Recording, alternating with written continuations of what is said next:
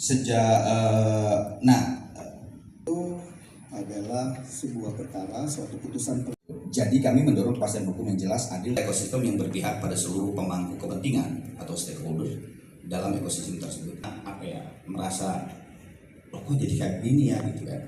Saya ngefit. Ya, sebenarnya kalau mencari kepentingan ya Kang Boy, Kang Arman juga ya gitu ya, kan nggak ada terlalu besar gitu. Kenapa saya tidak memilih berada di pihak sana? Karena menurut saya apa yang dilakukan di pihak sana yang dianggap sebuah solusi, menurut saya itu bukan solusi, malah itu bisa menghancurkan ekosistem seluruh musik.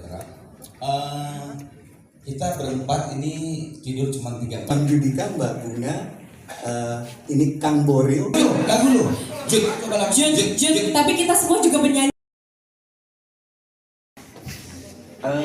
Ya, yang pertama sih makasih banget ya kepada UPH karena ini the first time kayaknya anak-anak visi dipanggil karena akademis ya, dan kita semuanya empat-empatnya ini tegang semua waktu kemarin datang sih, aduh gitu ya. Ngobrolnya juga di teman-teman hukum, orang yang mengerti hukum. Jadi ya kalau kita sih tadi sebetulnya mau Ariel, mau saya, mau Unge sama Judika cuman berbicara apa yang kita alami aja selama ini. Ketika kita sudah menjalankan sekian puluh tahun, terus tiba-tiba ada sebuah anomali lah ya, tiba-tiba ada sebuah grafik di musik Indonesia, di industri musik Indonesia terhadap undang-undang hak cipta dan sebagainya. Ya akhirnya kita di situ berkumpul dan udah menjadi asosiasi.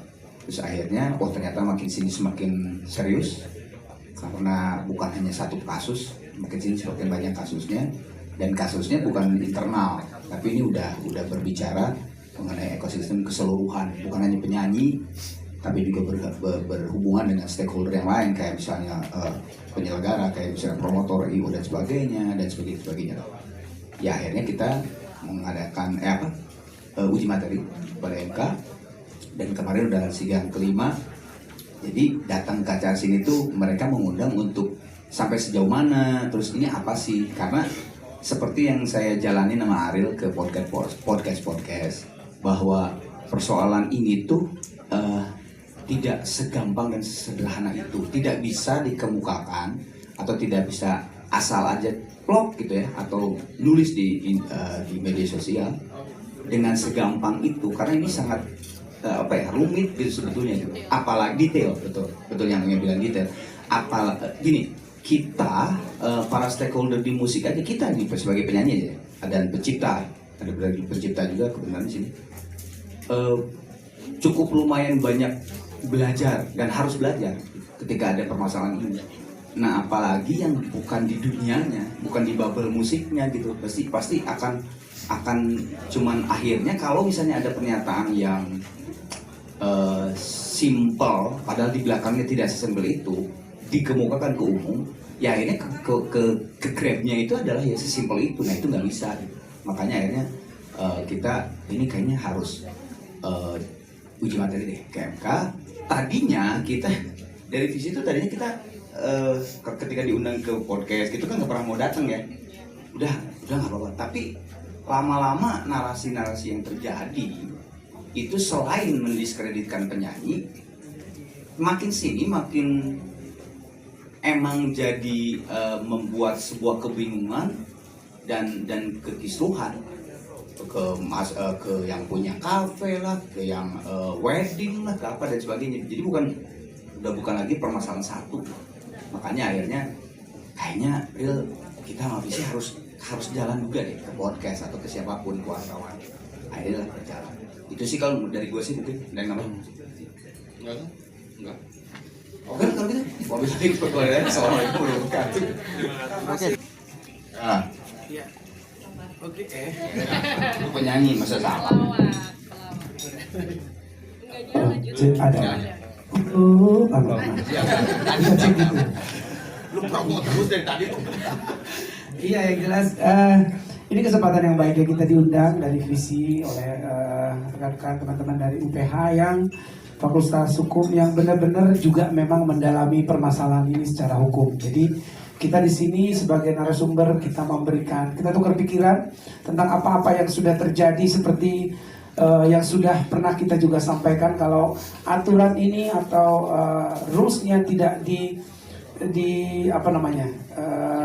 dijalankan atau dicari rules yang terbaik dan disepakati bersama mempunyai dasar hukum yang kuat, ini akan merambat kemana-mana. Dan tadi Kang Arman udah bilang sekarang ada bigacoan, ada bank yang dituntut, digugat, masalah seperti itu. Dan ini akan terus berlanjut kalau ini kita tidak benahi bersama-sama. Tapi yang jelas kedatangan Visi bukan hanya membela profesi penyanyi. Saya tadi bilang juga saya pencipta lagu yang juga sangat berjuang untuk gimana hak-hak saya itu saya dapatkan secara memang rules. Apa rusnya? Di sini ada Mas Adian dari WAMI yang juga dari mungkin pertama kali ketemu dan aku tadi langsung bilang ini banyak PR-nya juga dari WAMI untuk selain membuat sistem yang terbaik dari mulai mengkolek sampai mendistribusikan hak-hak ini, hak-hak ekonomi yang sudah didelegasikan, dimandatkan kepada WAMI ini, ada juga tugas sosialisasi yang mungkin sudah dilakukan tapi masih belum sampai ke orang-orang yang memang terjun langsung di industri ini. Misalnya anak-anak band, pemusik-pemusik yang di daerah sana kan, di kafe-kafe harus benar-benar memang nyampe. Jadi supaya begitu para pelaku ini ditanyakan haknya, kewajibannya, mengerti semuanya gitu. Karena lagu ini kan bisa dipakai kapan aja. Ini kan nggak sama seperti properti, kalau rumah, tanah gitu kan, ya lu pakai ya pasti udah nggak bisa dipakai orang lagi gitu. Kalau ini kan tidak ada wujudnya dan bisa dipakai 1000 bahkan berapa in the same time, sama-sama bisa dipakai lagu ini dan tidak ada habisnya. Ini berbeda gitu. Ini yang harus dipahami supaya jangan ada framing atau penghakiman kalau para penyanyi itu tidak ada niat untuk berjuang untuk memperjuangkan hak-hak para pencipta. Padahal di sini semua tuh ada haknya. Apalagi kayak aku, Ariel, Arman di sini juga pencipta lagu dan juga sekaligus penyanyi. Pasti juga arahnya ke sana. Tapi mungkin cara dari kita berbeda, kita lebih berpikir apa yang paling bagus untuk ekosistem ini. Diskusi adalah hal yang paling tepat, bukan berdebat karena akan membawa kebenaran masing-masing nanti. Karena persepsi sekarang tentang pasal-pasal juga sangat berbeda gitu. Jadi kita ada di tempat yang tepat, kita ngobrol sama orang-orang yang sekolah di hukum, kita paparkan apa yang terjadi. Mudah-mudahan hal ini jadi hal positif ke depan, kita bisa mendapatkan solusi yang terbaik. Selamat siang teman-teman semua. Sekali lagi saya mengapresiasi kegiatan ini. Terima kasih UPH karena memang kegiatan inilah yang dibutuhkan pada saat-saat sekarang ini, yang dimana bahwa orang ada kebingungan terhadap undang-undang cipta atau menggunakan lagu. Saya sedih sekali ya bahwa orang menyanyi aja ketakutan, menggunakan lagu itu ketakutan, itu saya sedih sekali. Jadi saya juga ingin menyampaikan nggak harus takut, tapi bukan berarti tidak menghargai. Maksudnya ini beda ya, takut jangan sampai orang menghindar menggunakan lagu, menghindar orang menyanyikan lagu, menghindar memakai lagu. Nggak begitu. Undang-undang cipta itu bukan nakut-nakutin, bukan itu, bukan ke sana. Tapi mengatur sehingga bahwa orang itu mendapatkan hak, pencipta itu mendapatkan haknya. Dan itu sebenarnya udah jelas sekali ya, mulai dari Permen PP-nya sudah jelas sekali. Jadi sekali lagi saya di ajang ini, kita tadi teman-teman Visi juga menyatakan banyak hal ya yang memberi knowledge atau insight ya buat teman-teman semuanya. Tapi poinnya adalah bahwa mestinya orang menyanyi atau menggunakan lagu itu nggak perlu takut, tapi tetap dihargai. Menghargainya ada tata caranya, ada bayarnya seperti apa, dan itu semuanya sudah clear, crystal clear semuanya.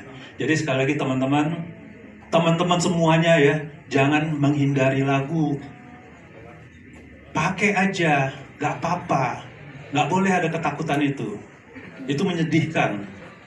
Pakai tapi tolong hargai. Jadi artinya ya bayar sesuai, misalnya restoran dia bayar melalui LMK, kalau di rumah ya nggak usah bayar, ya kan? Jadi itu aja. Sekali lagi terima kasih buat UPH dan teman-teman semua. Saya Saya bukan divisi, saya dari WAMI. Walaupun saya juga pelaku pertunjukan juga dan saya juga pencipta.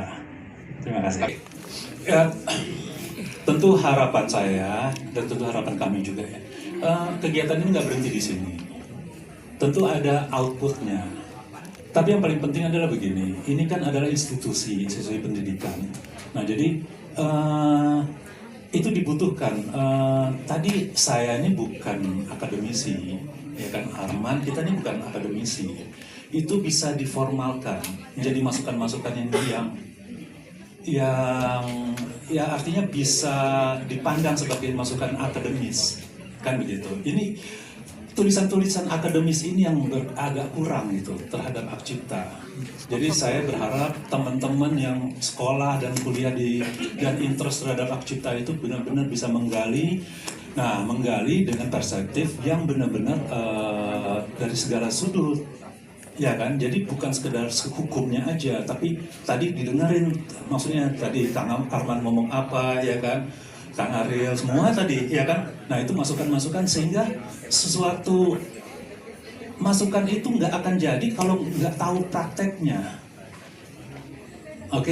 Jadi saya harapkan sekali lagi bahwa jangan berhenti di sini kegiatannya, dibuat lagi, diskusi lagi, seminar lagi, apa segala macam sehingga banyak tulisan-tulisan akademis dan teman-teman tuh akhirnya benar-benar bisa interest tuh benar-benar bisa membuahkan buah pikiran yang untuk bangsa kita ini ya, gitu aja. Pak Ariel, mungkin ada edukasi selanjutnya terkait permasalahan ini kemana gitu? Kan kemarin habis dari MK ya. Sekolah. Apa itu tadi selanjutnya, sorry? Ya, ada edukasi apa lagi nih dari visi nantinya? Untuk saat ini kita mesti fokus sih, fokusnya ke apa yang kita perjuangkan di Mahkamah Konstitusi. Jadi fokusnya masih tentang siapa yang harus membayarkan performing rights itu. Terus yang kedua, bagaimana mekanisme izinnya, apakah benar seperti yang dipertikaikan harus langsung ke pemilik hak ciptanya, atau memang seperti yang di undang-undang yang kita tahu bahwa hanya tinggal membayar ke LMK. Fokus dua itu dulu. Kalau itu sudah jelas, karena kan tujuan kita adalah kepastiannya. Kita bukan mengejar keputusan dari MK tok sebetulnya gitu. Jadi seperti kemarin ada di sidang ketiga sudah ada penjelasan dari pemerintah dan dari presiden melalui DJKI yang menerangkan bahwa pemahaman tentang undang-undang hak cipta yang sekarang itu persis seperti apa yang kita pahami. Jadi itu sudah satu poin penting menurut kita yang terjadi. Nanti tinggal menunggu itu, dan pasti kita menunggu juga sampai ke kasus teman-teman kita. Kalau misalnya sudah dijelaskan oleh pemerintah bahwa sikapnya adalah B, mudah-mudahan semuanya selaras, teman-teman kita juga tidak bermasalah lagi. Kemudian baru mungkin kita akan coba dalami mengenai bagaimana jalan keluar yang paling bagus untuk teman-teman pencipta semua. Apabila nanti putusan MK itu tidak sesuai dengan ekspektasi, apakah akan mengajukan kembali gugatan? Oke, mewakili ya. Jadi seperti saya bilang tadi, sebenarnya tujuan kita ke MK itu bukan untuk merubah undang-undang. Kalau dijelaskan sedikit lebih umum, yang kita lakukan ke MK itu adalah kita mengajukan ada 4 pasal kalau nggak salah ya, 4 pasal yang dianggap bias. Kenapa dianggap bias? Karena ada pihak yang menafsirkan berbeda. Ada pihak yang menafsirkan A, sedangkan kita menafsirkan B. Jadi kita masukkan ke MK, tolong ditambahkan di pasal-pasal ini poin-poin sehingga bisa lebih jelas gitu. Nah, dari sana saya bilang tadi lagi 5 ya. Dari sana sebenarnya di tahap ketiga aja dari penjelasan dari pemerintah kita sudah senang karena akhirnya pemerintah bersuara bahwa tidak perlu kan ditolak kemarin ya. Ditolak permintaan dari visi untuk menambahkan poin-poin itu. Kenapa ditolak? Karena nggak perlu lagi poin-poin itu. Pasal ini sudah jelas, yang artinya adalah B. Nah di situ aja kita udah senang sebetulnya. Karena memang itu yang kita cari dari awal, kepastian tentang penafsiran di pasal itu. Jadi keputusan berikutnya itu bukan yang paling utama. Yang paling utama adalah kejelasan itu. Nanti apapun yang diputuskan oleh MK, udah pasti kita ikuti. Gitu. Kira-kira, betul? Kan? Ya. Karena emang surat. Oh, Ada bunyi sendiri. Oh, siap. Emang, jadi ini. Emang dalam kenyataannya selama ini memang kita mengikuti apa yang memang berlaku di negara ini secara hukum. Gitu. Makanya ketika ada nanti kejelasan, kita malah lebih seneng. Oh ya udah, kita ikutin. Alhamdulillah kayaknya kita tidak pernah melenceng gitu. Kalau memang katanya seperti ini ya seperti itu aja sih. Karena ini kan kasus ini merujuk pada proses sidangnya Agnes Mo dengan putusan yang harus membayar ya. Nah ini menyikapinya gimana?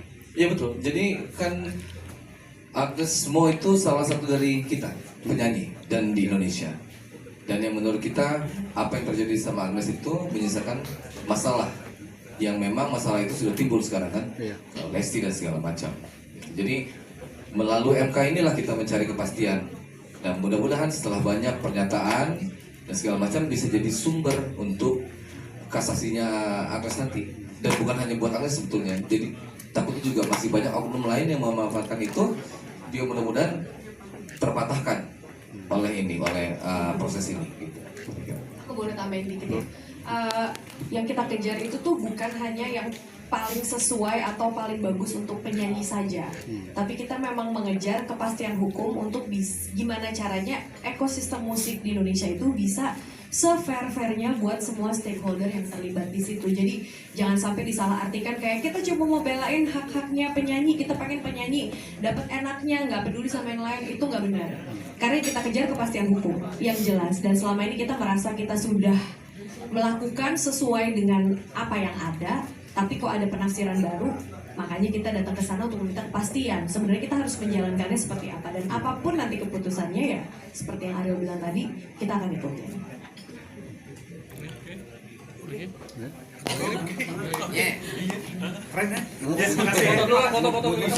Foto berdiri kan. Oke. Keren kan? Gua doang yang. Ya, visi boleh visi. Ini kan udah tadi. Enggak visi, jaya gitu. Ada.